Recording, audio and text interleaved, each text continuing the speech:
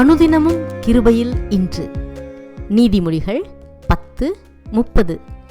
நீதிமான் என்றும் அசைக்கப்படுவதில்லை, துன்மார்க்கர் பூமியில் வசிப்பதில்லை.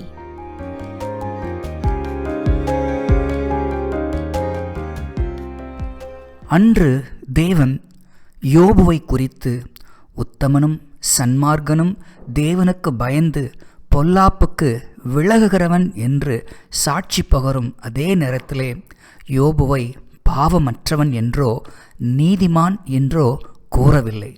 இதையே அப்போஸ்தலனாகிய பவுலும் உறுதி செய்யும் வகையிலே ரோமர் 3:10 முதல் 12 வரையிலான வசனங்களிலே நாம் பார்க்கும் பொழுது, அந்தப்படியே நீதிமான் ஒருவனாகிலும் இல்லை, உணர்வுள்ளவன் இல்லை, தேவனை தேடுகிறவன் இல்லை, எல்லாரும் வழி தப்பி ஏகமாய் கெட்டுப் போனார்கள், நன்மை செய்கிறவன் இல்லை, ஒருவனாகிலும் இல்லை என்ற ஒரு ஏமாற்றத்தை பதிவு செய்கிறார். ஆக நீதிமான் ஒருவனாகிலும் இல்லை என்று தன் வருத்தத்தை பதிவு செய்கிற நிலையிலே நீதிமொழிகள் 10:30 கூறுகின்ற நீதிமான் என்றும் அசைக்கப்படுவதில்லை என்று கூறுவது யாரை பற்றி கூறுகிறது, என்ன கூறுகிறது என்பதை பற்றி இந்த காணொளியில் நாம் சுருக்கமாக பார்க்கலாம்.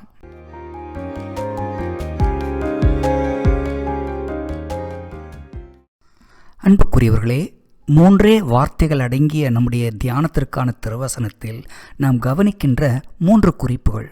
முதலாவது த பர்சன், நீதிமான். இரண்டாவது த பெர்மனன்ஸ், என்றைக்கும்.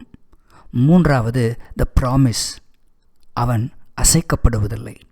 நீதிமான் ஒருவனும் இல்லை என்ற வருத்தமான ஒரு பதிவே நமது கண்களுக்கு முன்பாக நின்றாலும், வேத புஸ்தகத்திலே நீதிமான் என்பவன் யார் என்பதை விளக்குகின்ற வரிசையிலே 1 யோவான் 3:7 வசனத்திலே, பிள்ளைகளே, நீங்கள் ஒருவராலும் வஞ்சிக்கப்படாதிருங்கள், நீதியை செய்கிறவன் அவர் நீதியுள்ளவராய் இருக்கிறது போல தானும் நீதியுள்ளவனாய் இருக்கிறான் என்ற ஒரு நம்பிக்கையின் செய்தியை சொல்லுகிறது.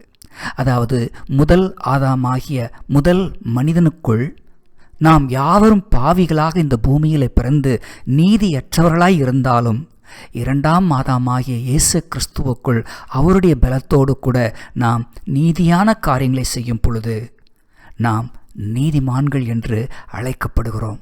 எத்தனை அற்புதமான செய்தி!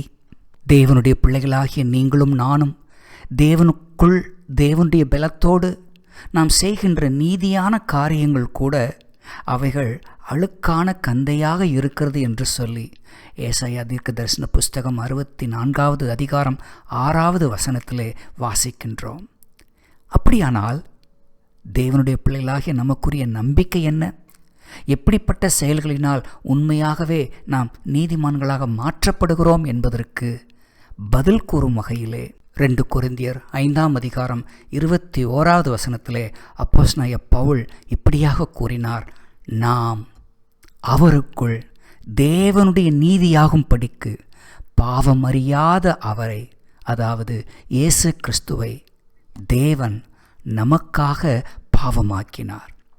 ஆம், என் அன்புக்குரியவர்களே, இந்த பூமியிலே முதல் ஆதாமுக்குள் பிறந்த நாம் யாவரும் பாவத்திலே பாவ சுபாவத்தோடு அநீதியான காரியங்களை இயல்பாக விரும்புகிறவர்களாய் பிறந்திருந்தாலும், தேவனுடைய கிருபையினாலே 2வது பிறப்பு என்ற இரட்சிப்பின் அனுபவத்தை பெற்றிருக்கின்ற நாம் நம்முடைய கிரியைகளினால் நாம் நீதிமான்களாக மாற்றப்பட முடியாது என்பதினால் கர்த்தராகிய இயேசு கிறிஸ்துவுக்குள் பாவமறியாத அவர் நமக்காக சிலுவையிலே பாவமாக்கப்பட்டு பாவ பரிகாரத்தை நமக்காக அவர் சம்பாதித்து கொடுத்திருக்கும் நிலையில் யாரெல்லாம் தேவ கிருபையினால் கிறிஸ்துவை விசுவாசித்து அவருடைய வார்த்தைகளின்படி தங்களுடைய வாழ்க்கையை அமைத்திருக்கிறவர்கள், கன்மலையின் மேல் தங்கள் வீட்டை கட்டினவருக்கு ஒப்பிடுவேன் என்று இயேசு சொன்னது போல, நீதிமான் என்பவன் நீதியுள்ள தேவனுடைய வார்த்தையின்படி தன் வாழ்வை நடத்துகிறவனே, அவன்தான் என்றும் அசைக்கப்படுவதில்லை.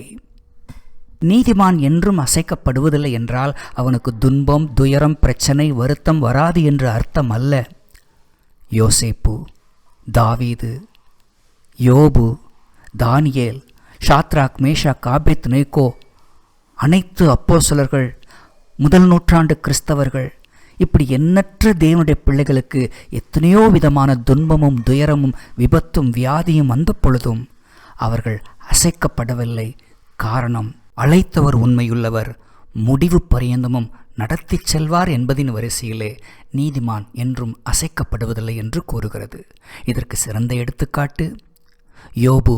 அவனுடைய மனைவி தேவனை தூஷித்து ஜீவனை விடு என்று சொன்ன பொழுதும் நீதிமானாகிய யோபுவின் வார்த்தைகள் என்ன? தேவனுடைய கரத்திலே நன்மையை அனுபவித்த நாம் தீமையை அனுபவிக்க கூடாதோ என்பதுதான் நீதிமானின் வார்த்தைகள் என்பதின் போல தேவனுடைய பிள்ளை நீதிமான் ஒருபோதும் அசைக்கப்படுவதில்லை. அன்று யோபுவின் மனைவி தேவனை தூஷித்து ஜீவனை விடு என்று சொன்ன பொழுதும் யோபுவின் விசுவாச வார்த்தைகள் என்ன? தேவனிடத்திலிருந்து நன்மையை பெற்ற நாம் தீமையை பெறக்கூடாதோ என்பதுதான் நீதிமானின் வார்த்தை. ஆம், தேவனுடைய பிள்ளைகளாகிய நாம் ஒருபோதும் அசைக்கப்படுவதில்லை. காரணம், நமது நீதி இயேசு கிறிஸ்து. அந்த நீதியினால் தொடர்ந்து இந்த வாழ்வை கிறிஸ்துவின் மகிமைக்காக வாழ்ந்து அவருடைய நாமத்தை மகிமைப்படுத்துவோம். தேவன் நம்மை ஆசீர்வதிப்பாராக. ஆமேன். அன்புக்குரியவர்களே, இந்த காணொளி உங்களுக்கு பிரயோஜனமாக இருந்தால் உங்கள் நண்பர்களோடு கூட பகிர்ந்து கொள்ளுங்கள். தொடர்ந்து எமது காணொளி உங்களை வந்து அடைய எமது சேனலுக்கு சப்ஸ்கிரைப் பண்ணுங்கள். நன்றி.